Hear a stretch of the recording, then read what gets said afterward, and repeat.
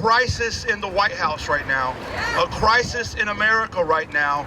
And so what we've done is we've gathered some speakers that are veterans, that are community workers, that are community organizers, and we want to talk about that problem, that crisis, and we want to say no war in our cities. One of my neighbors had a big sign that said ICE ahead. The apartment building down the street from my house was being raided by 9 ICE officers in full battle rattle, like they were deploying overseas to detain a family living in an apartment building. But what I saw was the community, my neighbors, who I've only seen at cookouts and community events, come out, not just as a community to celebrate and to be a neighborhood, but come out as a neighborhood that is resisting ICE occupation of our cities. Yeah! You know, I joined them. I texted my roommates and said, hey, we got to get out here. We got to get out here on the street. We stood there and stood vigil. We watched as those 9 ICE officers left empty-handed. Yeah! Everyone worked together and pressured the city to get the local PD to tell them to leave. And this is what I mean when I'm talking about service. This is what I see as true service. Service is standing with immigrant communities in this country. It's standing with black communities in this country against things like when the National Guard brutalized black youth on Halloween here at Navy Yard, just a stone's throw away from where we're standing. That's what service is. We won't back down, we won't retreat. Keep the military off our streets! Keep the military off our streets! If we fight back, then this occupation of our city and our sister cities around the country does not have to become a permanent reality. Our vision of a safe community includes enough food, education, jobs, and health care for all. We reject the militarization and criminalization of our communities, especially our black and brown communities. We keep us safe. Yeah! That's right, we keep us safe. At Free DC, we know that our community's liberation is a precondition for the country's liberation from authoritarianism. Yeah. Therefore, we demand full control of our DC National Guard. We demand all National Guard troops off our streets. Yeah. We demand the immediate cessation of MPD cooperation with federal immigration enforcement. Yeah! We demand the repeal of the gross overfunding of Homeland Security. Yeah! And at last, we demand statehood and equal rights for the people of DC. Yeah! When I say free, you say DC. Free! DC! Free! DC! When I say free, you say DC. Free! DC! Free! DC! What do we need DC to be? Free! Thank you. As veterans, we inhabit an entire spectrum of political beliefs, which we need to start working through and get organized, because this isn't a left versus right issue. It's an up versus down issue. And if you don't see that yet, you're still only talking about Democrats and Republicans, then you don't know what the hell's going on in this world. So we are a very important political bloc, and let's get those Vietnam backlash vibes going again. And in the words of Malcolm X, we aren't outnumbered, we're out-organized. No war ever again for any of us, except, of course, class war. We have thousands of members of the National Guard who've been deployed to our city streets. And yeah, right now they're just doing landscaping or guarding hookah bars on U Street, but we know they could be asked to do more. And we've heard the threat of invocation of the Insurrection Act and discussion of deploying the 82nd Airborne to Portland.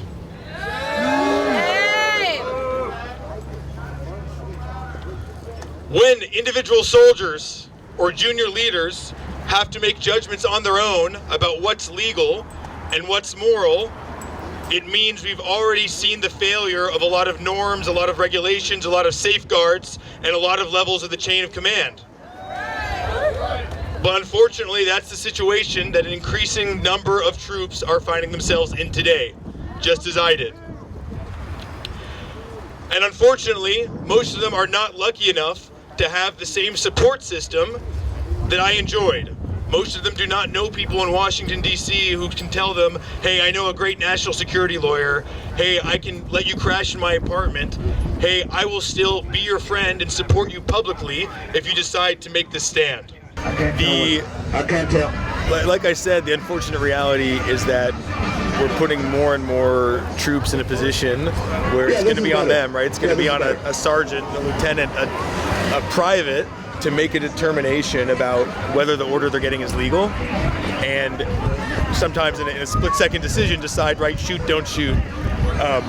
I'm really worried about the scenario where we have ICE alongside either active duty or National Guard troops, and the ICE officers start shooting, or the ICE officers who are older, who are going to be nominally in charge, start yelling at young soldiers to start shooting. And so, right, we had scenarios like that in Los Angeles that could have played out that way, and we're lucky they didn't.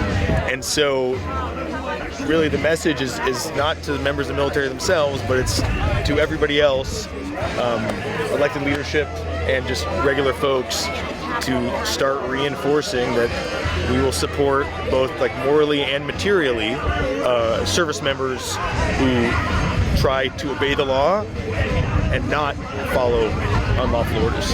Are you concerned by Trump's suggestion that he could invoke the Insurrection Act and just override all the judges and do it anyway? Yeah, I mean, I think it's an expectation. We'll be lucky if it doesn't happen.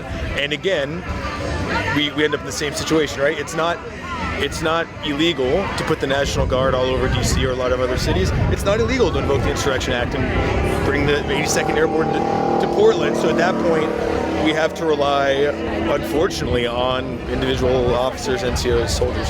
So veterans, white veterans, we need to use our privileges in the right way. We're the ones that can get away with filming ICE and chasing ICE out of our neighborhoods. We're the ones that can walk into the halls of Congress without fear for safety of our lives. We need to use that privilege. So, I mean, there are two messages. Number one, to our service members, remember who you're fighting for. The American people are not your enemies. We have an oath that we took.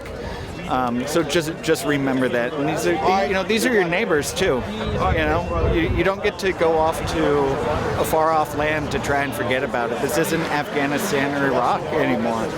When all this is said and done, you're going down the street and you're going to have to face these same people that you oppressed. So we need to think about that. But then, to the civilians, I think it's really important to learn and differentiate between National Guard and ICE, so that way we don't cross that line. Because these are young guardsmen that signed up for, they didn't sign up to do immigration control. They didn't sign up to police our neighborhoods. They signed up to help our neighborhoods, or help during natural disasters, or help during times of emergencies. So we need to remember that, and people need to keep themselves safe. So keep a safe distance from ICE agents. Record, shine a light on it. Get it, go live. Whatever you have to do to get more and to get the word out there. I need you to sing a little bit louder right now, okay? Need to sing a little bit louder for our trans communities. Need to sing a little bit louder for our brown communities. I need to sing a little bit louder for our immigrant communities. Need to sing a little bit louder for our disabled communities. Okay? Free DC! Free DC! Free Palestine! Free Palestine! Our day will come! Our day will come! Thank you. Just ignore the Alcatraz! Trump must go now! Trump must go now! Trump must go now! Trump must go now! Trump must go now! Trump must go now! Trump must go now!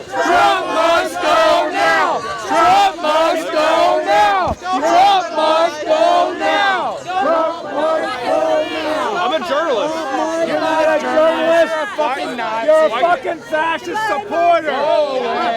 Hey, don't touch him. How am I a fascist? No one touch him. Because you're supporting no this one regime. touch him. No one What is touch it? Nobody touched the agitator. Fascist? Well, it starts with people like you.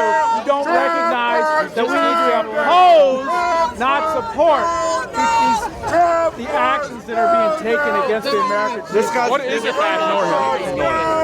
Okay. No one talking to him. Stop talking to him. Real interview. Come on, let's go. I'm not interrupting. Zero respect for veterans. I'm not interrupting the event. What's your name? Frank. Frank. Hang on, let me make sure. I want to make sure the internet knows. Hang on. Yeah, I'm not interrupting the event, right? I respect veterans, and thank you for your So service. your name is what? I apologize. Frank? Frank. Frank, and what? Who are you online? So Frank.Scales. Okay, so hang on. Please stop. Please stop. Please. Listen. This guy is interrupting a Veterans Day event. I'm not. That is explicitly, I told my people to be peaceful. How am I interrupting the event? Are you a veteran? I'm not a veteran. Were you I'm invited? a journalist. Were you invited? Sure. Well, do I need to be? Yes. So I'm asking you to leave. It's a Veterans Day event. If you don't want to respect the veterans that are here to have our voice heard, then that's your choice. Right? No, I respect. I'm so actually this trying to guy. platform So if you people, follow right? this guy, just understand he has zero respect for veterans. I'm not asking you. I'm telling you. If anybody wants to speak, like we don't want to. Does anybody want to speak to this guy? Do we welcome him? Go away! Why did I welcome him? Go away! Go away! Go away! Go away! Go away! Go away! Do not touch my flag. Why is it upside Well, down? get out of here. Go away. You're not welcome here. Leave now. Guys, give us Leave some space. now. They do this to the protest. You little Nazi, leave now. Leave now. We are all veterans of this nation, and we want you to leave now. Don't even speak to Why these so? guys. Leave now. Am I not an American? Leave now. You are a traitor, and you know it. Go back to Europe. Hey, my man. Go back to Europe? Don't need encouragement. Let that clown go about his business. Ignorance don't need encouragement. Because that's what it is. Total ignorance. Why? No, it's greed. It isn't ignorance. This is greed. This is evil. He knows what he's doing. I didn't address you. Anything. Not one thing. I don't know how words from y'all. I'm not engaged. I don't want to engage. But ignorance doesn't need encouragement. If you still support Donald Trump and that group over there, you're a big illusionist. How are they fascists? Isn't he destroying this country every day? Isn't he destroying this country every day? He wants to destroy this country. Hell, he's destroying the people's house. His own damn house. How is he destroying the country? Because of his fascist ways. I will say that I am a disabled. Donald Trump has no sympathy for no one but himself and his rich buddies. He's snatching food from the poorest of the poor. How the hell is that Christian-like? How is that Christian-like? Christian my ass. Well, thank you And for that, your service. that complicit, castrated Congress, those bastards are worthless too. Every damn one. And I'm not supporting them. I don't have any ambitions to run for any political party in this country. I am a disabled man. But we here stand here to stop all of this bullshit. Yeah. All of it. Thank you for your service. These Nazis got to go. Hey, hey, ho, ho. These Nazis got to go.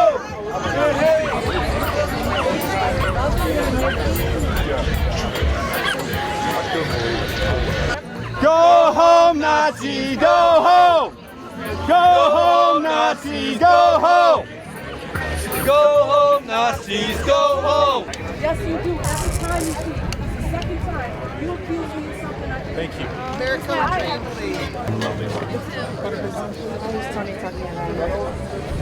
I don't know why. Help him out.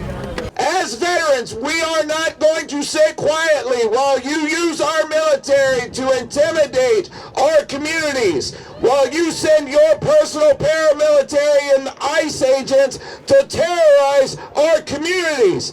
We are going to stand up because we recognize the potential that this country has. We recognize the potential that it could hit, and it will continue to be something that we stand up for as long as we draw breath. All right, so can I get a hand of veterans that are here today? Whoa. All right. Can I get a hand of a veteran that's standing here today that's got a text message or a call saying thank you for your service? Same. I was wondering what I was going to say today, because sometimes when you do so many speaking events and podcasts, you don't know what to say. It's like you say the same things over and over. And oftentimes I ask myself, well, who's the audience? Who am I speaking to? And I think today on Veterans Day, it's so important that we speak directly to veterans throughout this country and to those who are still in the military. So this message is for veterans, active duty, National Guard, and reservists. I want you to think about what it means, thank you for your service. I want you to think about the word service. Service to what? A service to who? As I got those text messages this morning, it really started processing in my mind about my service. Who was I serving? What was I serving? In the past 2 years, I've come to the realization that 17 years of my life, I was a pawn. I was a pawn to this government. I was a pawn for the rich. I was a pawn for the elite to use us to do things that affect us for the rest of our lives, for them and their interests and their assets. And this has not changed. This is still where we are now. Every single person in the military right now is not serving to defend this country. Is not serving for we the people to defend the American people. They are serving for the interests of the warlords that work in this building right here. It is a shame. This is insanity. We cannot have a global military empire and a habitable future for our children. It is now or never. The time has never been more urgent. The political repression is knocking on our door. And the time is now. We got to get out of these atomized spaces. We're all here together with one message. We want a livable planet. We don't want endless wars. We don't want genocide in our names. Free, free Palestine! Free, free Palestine! Free, free Palestine! Free, free Palestine! Trump must go now! Trump must go now! Trump must go now! Trump must go now! Thank you! So when I look at what America does, and I look at what the Army taught me, I realize that if America knew what America was doing, America would invade America. If America knew what America was doing, it would come here and stop it and deliver some democracy. So I'm here to say that we, the people, do know what America's doing. Veterans of this country who have traveled the world, seen war, seen what it all looks like, we know what's happening here. We've seen democratic collapse in other countries. I want you to understand, fascism is not coming. Fascism is not on the way. Fascism has arrived. And if we do not get out in the streets, stay out in the streets, flood the streets, if you're waiting on an election to save you, I got bad news for you. November 4th was great, but it's not the answer. 2026, they're actively trying to rig it. So we're going to fight for free and fair elections. We're going to participate in those elections, but in the meantime, in between time, we're going to fight. It is our responsibility to be in the streets. There's lots of great organizations that are organizing, and they're wanting people to come join them. I'm asking you to join them. I'm asking you to get out of your comfort zone. Thank you so much for being here today. This is This is the worst weather we could have had today besides rain, and you're still here, you're still showing up. When you leave here, yeah, give yourself a round of applause. When you leave here, what I'm asking you to do is to go back to your communities, your neighborhoods, wherever you're from, organize people and bring them here. When you see all these things, here coming soon, there's a group going to surround the White House. We should all be there, surrounding the White House. On the 20th of this month, we have a big group coming to flood D.C. again. Be here, flood D.C. If you can't get here, flood your city. But what I'm telling you is, you'll never defeat fascism from your living room. Get out in the streets and fight.